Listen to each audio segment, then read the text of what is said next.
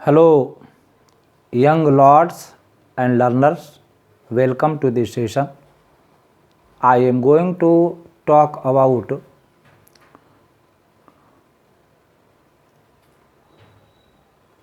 A Tale of a Tub by Jonathan Swift. Theory of madness, theory of happiness.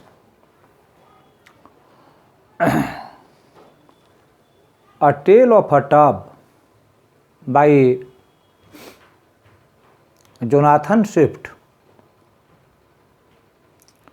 is a brilliant satire in English literature. A Tale of a Tub aims at satirizing the corruptions, malpractices, inferior politics,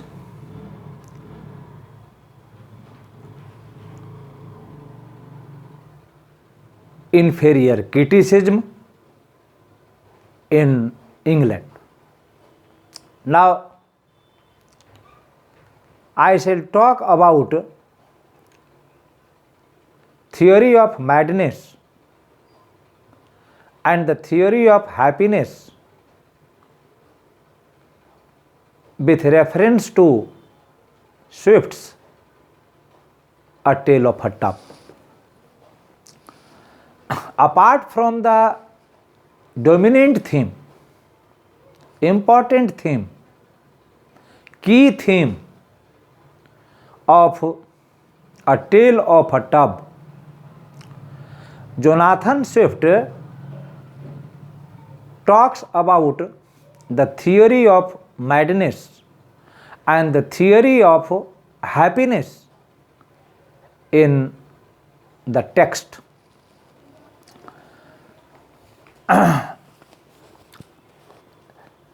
Jack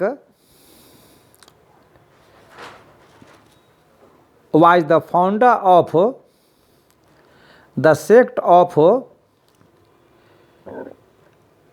Aeolites. He led a new movement for the freedom of worship and other reforms in the church. This is only possible in a man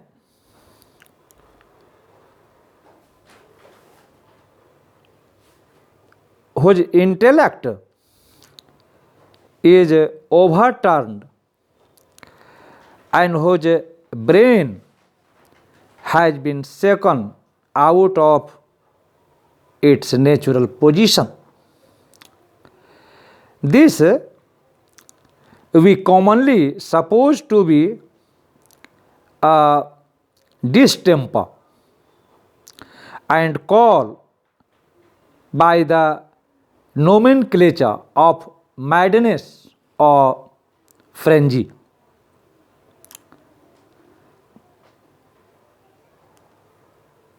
In some cases,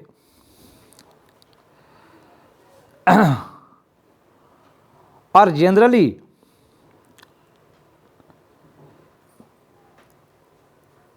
the survey taken out of the greatest actions reveal that the performers in this world under the influence of single men are the establishment of new empires by conquest, the advance and progress of new schemes in philosophy, and the contriving as well as the propagating of new religions. We shall find the authority of them all to have been persons whose natural reason has undergone great revolution. A reasonable man will not do such things. Vapors may arise due to any cause, but if they rise in the brain and overpower the understanding, a person starts thinking of conquering new countries, new lands, or of starting new system of philosophy or new types of religion.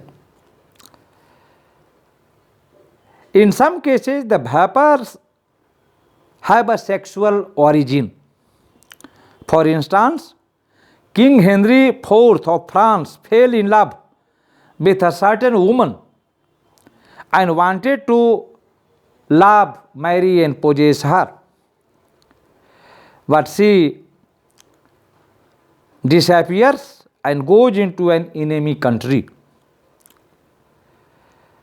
The collected semen, which does not find an outlet, arises in the form of a vapor and overpowers the brain. The king immediately starts arranging a huge army and making plans of conquests and conquers. There would have been a disaster of millions of people, but luckily a state surgeon diagnosed the disease and let out the vapor. Unluckily, the patient died in the course of the operation. This is Swift's way of saying that King Henry IV was murdered by Ravaillac.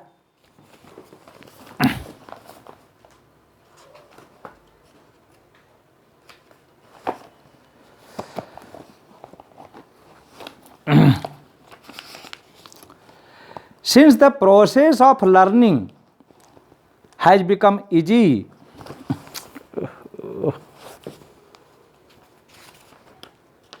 in the case of Louis XIV of France, at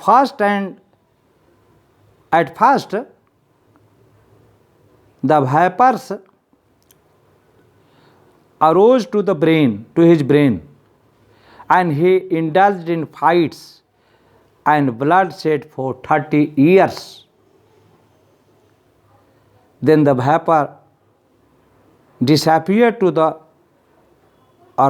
vapor descended to the anus and got fixed there in the form of a tumor.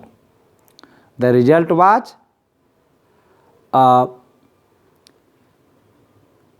fistula. The brain was freed of the vapors, and the king did not think of conquests again. Innovators of new systems of philosophy have certainly a craze and zeal or a frenzy or madness. Otherwise, why should anyone think of subduing other people to his own opinions?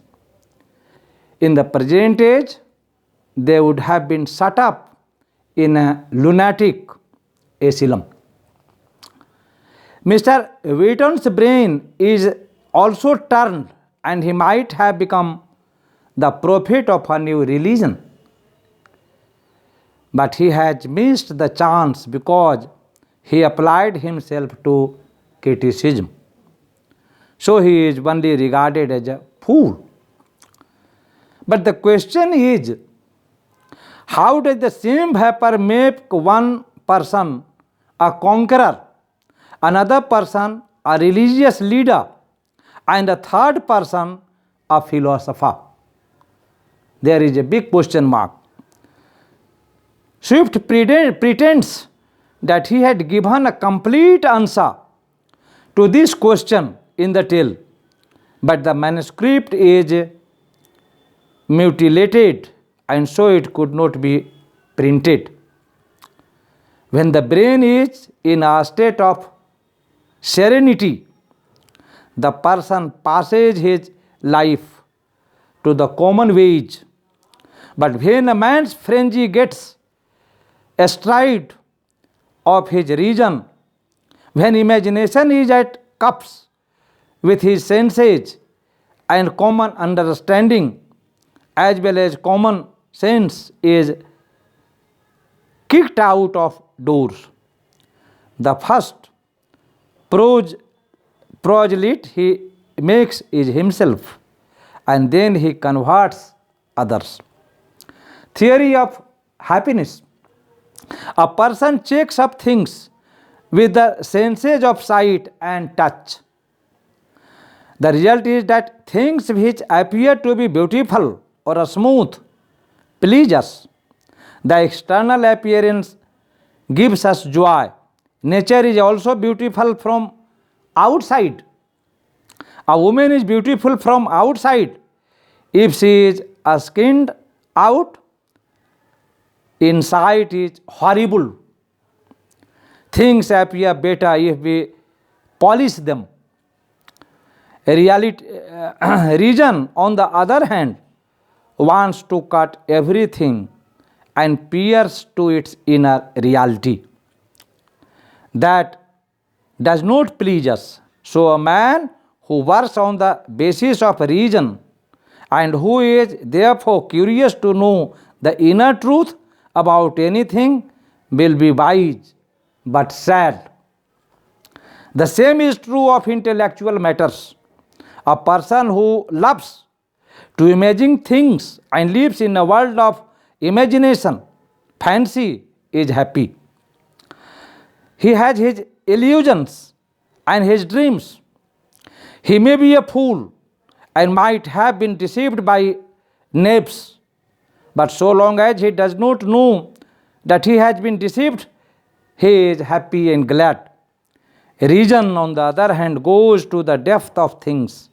It shatters the fictions and the illusions and brings the truth to light. That makes him wise but sad. Credulity makes him believe everything and so makes him happy. Curiosity makes him go to the depth of everything and so makes him sad. Thus, the sublime and refined point of felicity is the possession of being well deceived, the serene and peaceful state of being a fool among knaves. I think the concept of Jonathan Swift is clear. The learners must have understood the concept of madness, the concept of happiness as presented in A Tale of Tub by Jonathan Swift. Thanks a lot.